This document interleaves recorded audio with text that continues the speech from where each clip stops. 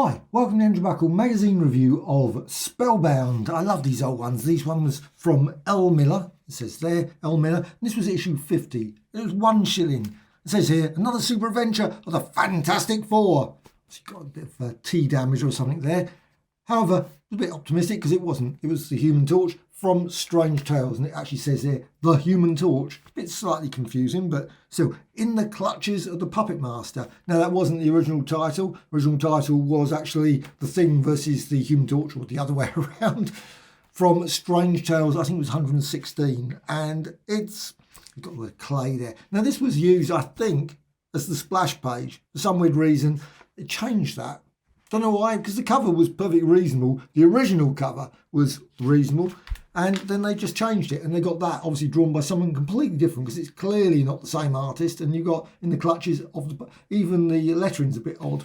Still, you got that, and well, it's still great. I love these black and white ones. These are always great, and you've got obviously all the details there. But you can tell it's obviously the thing, because you've got the little code there, the job code, which is very unusual to have that on the front cover.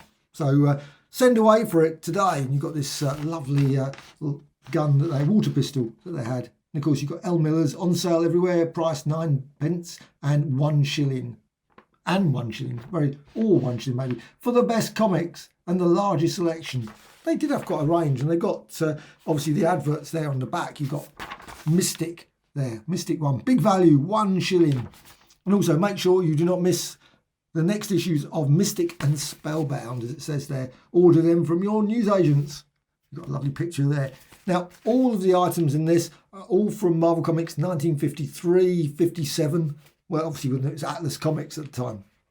Now, I'm not certain. World of Mystery, and those sort of things. They were just different certain issues. And, well, I love this one. It's actually a great little story, and I really enjoyed the Human Torch ones. Of course, you can get those in the Epic collection, the Human Torch one.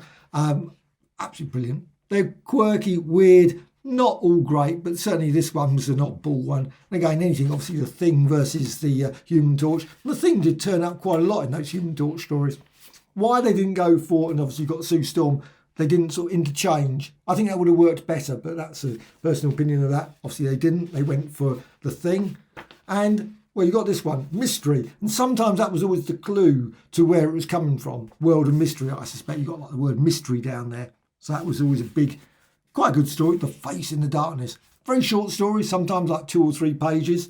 And again, I don't know if they've done any messing around with it, removed bits out. Who knows, without comparing the originals. And many of these, of course, haven't been put into omnibus editions, etc. So you just can't tell. And you've got, again, that job code down there. And that one's L932. Howard O'Donnell looks like there. So that's a nice little story. And the inking's okay. A bit faded in that one. Some of the printing, I should say, is slightly faded. But some of the bits, really odd. You've got really sharp there, and then you've got really faded there. Not consistent, which is very odd. Don't understand that. A good story. Very, obviously, predictable. At the Stroke of Midnight. I think they used that title. I think it was a Stranko one, I think. But obviously, it's a great title, isn't it? I mean, At the Stroke of Midnight. And again, that's another one that's a G961. Doesn't say, obviously, any sort of blurb there saying like World of Mystery or whatever. It could have been. Could have been Spellbound. Could be one of the other ones. This one is a classic story. I would love to see an omnibus collection of Joe Maneely's work. 1 or 2 volumes would be brilliant. Obviously, he did lots. He did lots of work for Atlas Comics. It'd be brilliant if they brought out an omnibus collection of those. And I'm not expecting them all, but it would be nice 1 or 2 anyway.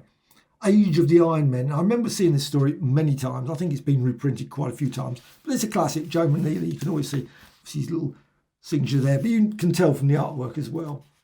Though saying that, the artwork doesn't immediately hit you as Joe Maneely in places. It's, yeah, I would say that's slightly, or maybe obviously the inking, I don't know. It's very odd.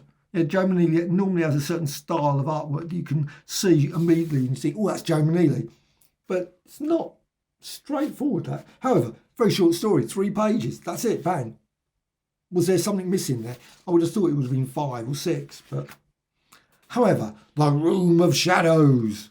And this one, I don't know. Oh, Robert Q. Sale. It says up there, right at the top. So you've got a Robert Q. Sale there. The Room of Shadows.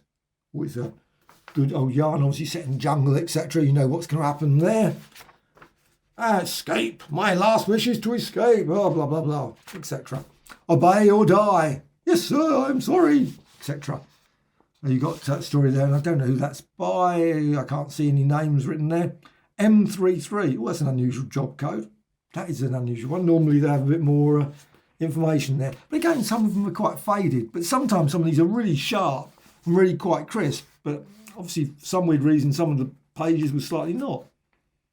That's slightly smudgy as well in places. Still. And then you've got the next one, Casting Problem. That's quite good, John Forte. Some work well and some don't. And you've got there, Casting Problem. And has that got a job code? Oh, can't make that one out. H68 or something, 63, Casting Problem. Of course, you can always go and look on the JCD to find out more information in terms of things. And I will, of course, quickly turn around and say, because I've just got it here, weirdly, just going to quickly run through it.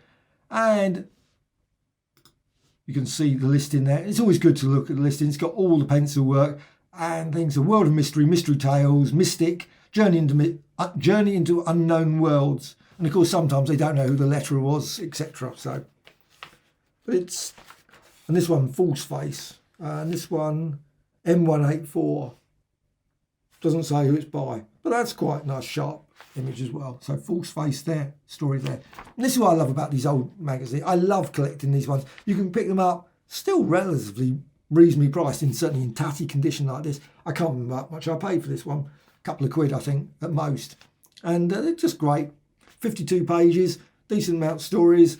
And obviously, like I said, all black and white, but that's fine. Never have an issue with that.